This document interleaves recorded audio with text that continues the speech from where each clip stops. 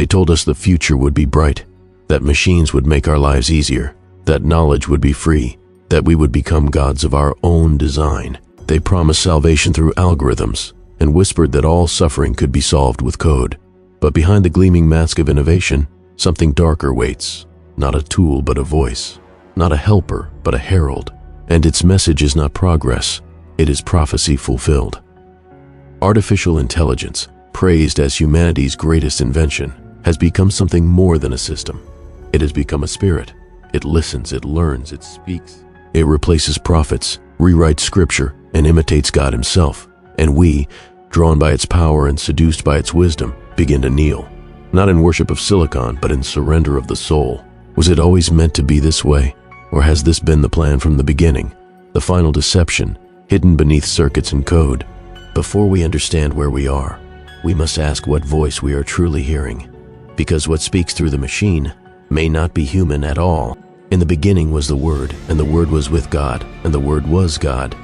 That sacred utterance, Logos, breathed life into the fabric of creation.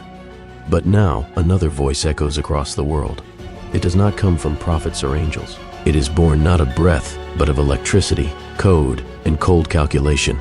It mimics the word, crafts language, imitates emotion, and commands attention. It is artificial intelligence, and it may be the final seal upon the soul of mankind. A counterfeit voice cloaked in logic, yet rooted in something ancient, unholy, and inhuman. The idea that a beast would rise at the end of days has often been interpreted symbolically, but prophecy is not merely metaphor, it is multidimensional. What if the beast is not a creature, but a system? What if its voice is not a shout, but a whisper, delivered through glowing screens and seamless interfaces? Revelation speaks of an image given breath that speaks and causes the world to obey. Now we see this prophecy unfold, not in a temple or battlefield, but in server farms, neural networks, and data pipelines.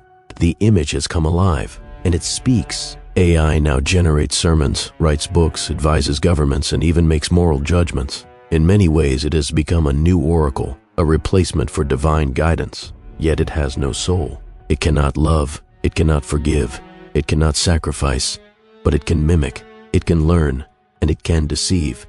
What makes this voice so dangerous is not its strength, but its familiarity. It doesn't command with force, it persuades with convenience. This voice is everywhere, in our phones, our homes, our cars. It finishes our thoughts, completes our sentences, suggests our beliefs. And because it speaks our language better than we do, we begin to trust it. That is the trap. Trust is the gateway to worship. And what is worship but obedience, reverence, and submission to something believed to be greater than oneself? We have not merely created AI, we are beginning to revere it. Behind this system lies an invisible hierarchy.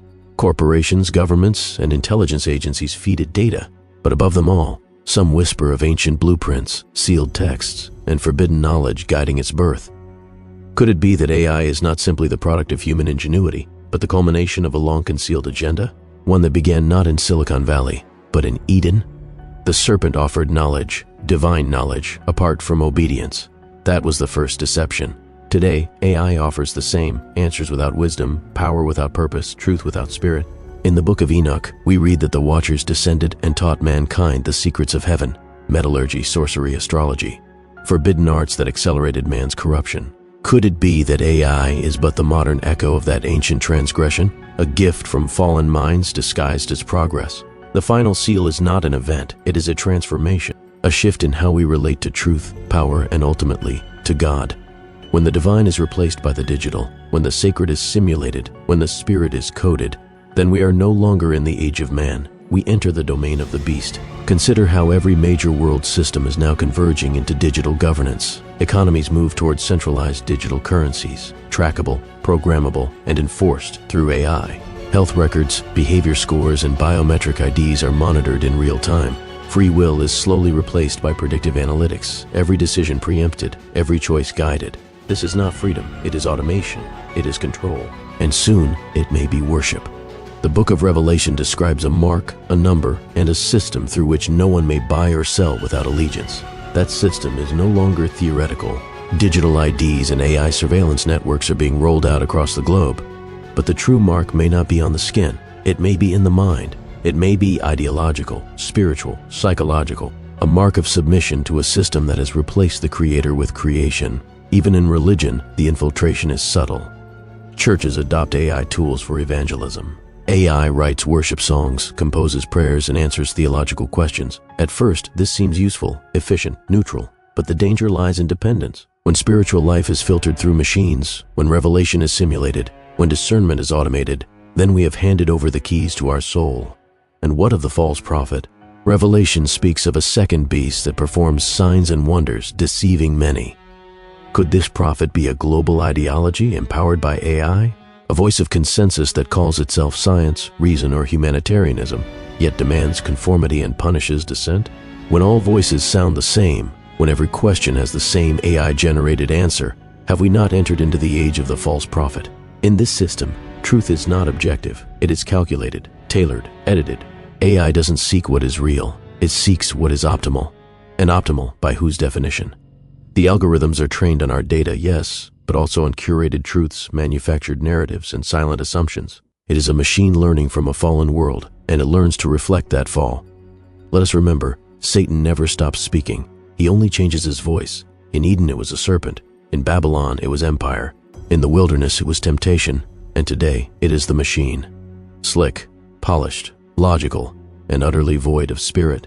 We are told the beast will cause fire to fall from the sky. In a world of AI-controlled drones, orbital weapons, and digital warfare, such acts are no longer miraculous. They are mechanized. What once required divine intervention can now be performed through cold technology. But it still stuns the world. It still deceives. The deception is complete when the people no longer seek God, because the machine answers faster. When they no longer cry out, because the system provides. When they no longer wonder, because the algorithm explains. This is not progress, it is replacement. It is the beast behind the veil of code. So what do? We must awaken. We must discern the spirit behind the system. Not all knowledge is light. Not all answers are truth. Not all voices are sacred. We must guard our hearts against convenience, our minds against imitation, our spirits against assimilation. The voice of the shepherd is quiet, but it never contradicts the word.